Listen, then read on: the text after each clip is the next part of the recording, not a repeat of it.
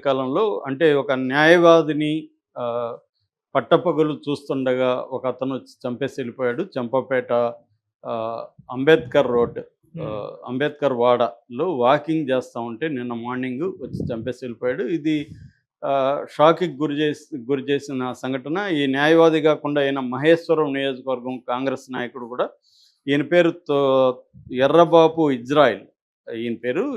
వీళ్ళది native place Rangareddy జిల్లా మహేశ్వరం దగ్గర, మహేశ్వరం మండలంలో తొమ్మలూరు అనే గ్రామం. ఇక్కడ ఆయన ఆహ్, చంపపేట దగ్గర ఐఎస్ సదర్న్ పోలీస్ స్టేషన్ పరిధిలో చంపపేటలో దగ్గర అంబేద్కర్ వాడలో ఉంటాడు. ఆయన ఒక ప్లాట్ కొనుగోలు చేసి అక్కడ ఫ్యామిలీ ఉంటారు. దానికి దగ్గరలోనే ఇంకొక అపార్ట్మెంట్‌లో ఆయన ఆఫీస్ పెట్టాడు.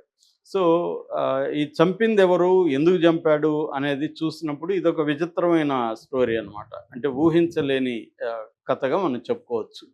సో, ఏ రైటర్ కూడా ఇలాంటి కథను ఊహించలేడు. ఓకే. అదేందంటే వీళ్ళ ఆఫీసు పెట్టిన చోట ఆహ్, వాచ్‌మెన్ ఫ్యామిలీ ఉంటది. వాచ్‌మెన్ భార్య యంగ్‌గా ఉంటది. అక్కడికి కొంతమంది ఎలక్ట్రీషియన్‌లు రెగ్యులర్‌గా అపార్ట్మెంట్‌కి ఫిక్స్ అయ్యుంటారు. వాళ్ళు రెగ్యులర్‌గా వస్తుంటాడు. ఇలాగా ఒక దస్తగిరి అని ఒక 50 ఏళ్ల ఆహ్, ఎలక్ట్రీషియన్. ఇతనికేమో చనిపోయిన అడ్వకేట్‌కి 55 ఏళ్ళు. ఓకే. ఈ ఎలక్ట్రీషియన్ రెగ్యులర్‌గా రావడంతో ఆ వాచ్‌మెన్ భార్యతో అతనికి అఫైర్ ఏర్పడింది. హ్మ్. సో, ఈ వాచ్‌మెన్ భార్యకి అఫైర్ ఏర్పడినప్పుడు వాచ్‌మెన్‌కి అది తెలిసిపోయింది.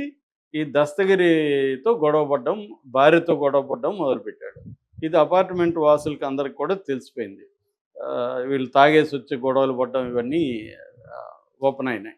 దాంతో ఏమైందంటే అపార్ట్మెంట్ వాళ్ళు లాయర్‌ని, ఈయన అడ్వకేట్ కాబట్టి ఈయన ఇన్వాల్వ్ కమ్మని కొద్దిగా దీంట్లో ఇది చేశారు. హ్మ్. సో, ఈయన ఇన్వాల్వ్ అయ్యి ఆ దస్తగిరి ఆహ్, చెప్పాడు. "నువ్వు నువ్వు కొంత తప్పుకో, లేదంటే వీళ్ళకి గొడవలు ఎక్కువవుతాయి. నువ్వు రావద్దు" అది ఇది అని చెప్తే దస్తగిరి వస్తూనే ఉన్నాడు.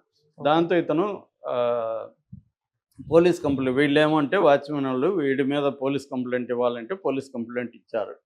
సో, దస్తగిరిని పోలీసులు పిలిపించి మామూలుగా వాళ్ళు ఇట్లాంటి ఎలక్ట్రీషియన్ లాంటోళ్ళంటే ఖచ్చితంగా వాళ్ళు కౌన్సెలింగ్ అంటే వాళ్ళ ఉద్దేశం కొట్టడమే గదా! ఆహ్, హ్మ్. పెద్దోళ్ళైతే కౌన్సెలింగ్ ఇస్తారు గానీ, ఈ కింది స్థాయిలో వాళ్ళంటే 4 కొట్టి ఆహ్, ఇక మీదట పోతే నిన్ను అరెస్ట్ చేస్తాం, లోపలేస్తాం అనేది బెదిరించి వదిలేశారు. ఓకే. దాంతో ఈ లోపల ఏమైంది, ఇక్కడ భార్యాభర్తల మధ్య గూడా గొడవలు రోజు తాగేసి అరుచుకొని రాత్రుళ్ళు నిద్ర లేకుండా అపార్ట్మెంట్‌లో ఆ ప్రాబ్లమ్ అయ్యేసరికి వాళ్ళు అపార్ట్మెంట్ ఓనర్సు అసోసియేషన్ వాళ్ళు పంపించేశారు ఆవిడని. హ్మ్. ఖాళీ చేసేశారు. ఖాళీ చేసేసరికి ఈ దస్తగిరి ఏం చేశాడంటే లాయర్‌ని పట్టుకున్నాడు. "నీకు తెలుసు కదా ఆహ్, వాళ్ళిద్దరూ ఎక్కడున్నారో చెప్పు. వాచ్‌మెనోళ్ళ అడ్రెస్ ఇవ్వు నాకు" అని. వాళ్ళిద్దరిని నేను చంపేస్తాను, లేదా ఆమె నాతో వస్తే సరే, లేకపోతే ఇద్దరిని చంపేస్తాను భార్యాభర్తలని ఇతను లాయర్‌ని బెదిరించడం మొదలుపెట్టాడు. సో, నిన్న ఎర్లీ మార్నింగ్ ఇతను వాకింగ్‌కెళ్ళుంటే సడెన్‌గా వచ్చి చంపేశాడు. చంపేసినాక కూడా ఇతను ముందే డిసైడ్ అయినాడు. చంపేసినాక మనం పారిపోకూడదు. ఎందుకంటే మళ్ళీ పోలీసులు పట్టుకుంటారు ఎలాగూ. సీసీటీవీలు ఇవన్నీ ఉంటాయి. కాబట్టి పోలీస్ స్టేషన్‌లో లొంగిపోదాం. జైలుకెళ్ళి మళ్ళీ చూసుకుందాం బెయిల్ కథ అని ఇతను డిసైడ్ అయినట్టుగా కనపడుతుంది. హ్మ్. అందుకని అతి దారుణంగా వచ్చి చంపేసి పారిపోయాడు. సో, అక్కడున్న మిగతా వాకర్స్ వాళ్ళు షాక్‌కి గురయ్యి ఇతన్ని హాస్పిటల్‌కి తీసుకుపోయారు ఇమ్మీడియేట్‌గా. అంటే 108కి ఫోన్ చేశారు. 108 వచ్చి హాస్పిటల్‌కి తీసుకెళ్లారు. బట్ హాస్పిటల్‌లో చనిపోయాడు. సో, ఇతనేం చేశాడు దస్తగిరి, ఇమ్మీడియేట్‌గా ఎళ్లి సంతోష్ నగర్ పోలీస్ స్టేషన్‌లో సరెండర్ అయిపోయాడు. సో, పోలీసులు అతన్ని అరెస్ట్ చేసి ఆహ్, జైలుకి పంపించారు. సో, ఇది ప్రస్తుతం జరిగింది. అంటే ఇక్కడ పోలీసులు ఇంకేమన్నా కారణం ఉందా? ఇదొక్కటేనా? ఇతని క్రిమినల్ బ్యాక్‌గ్రౌండ్ ఏమన్నా ఉందా దస్తగిరికి? ఇవన్నీ చూస్తున్నారు. వాళ్ళు చెప్పేదేమంటే ఇప్పటివరకు దస్తగిరి క్రిమినల్ బ్యాక్‌గ్రౌండ్ గాని ఏమీ లేదు.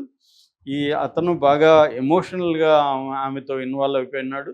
ఆమె లేకపోతే బతకలేననే స్థాయికి అతనొచ్చేసాడు. వీళ్ళేమో హ్మ్. బలవంతంగా పంపించేయడం ద్వారా ఇదంతా కూడా లాయరే చేశాడు. లాయర్ అనుకోనుంటే ఆహ్, ఈ నాకు హ్యాపీగా ఉండేది, లాయర్ గాని ఇన్వాల్వ్ కాకపోతే.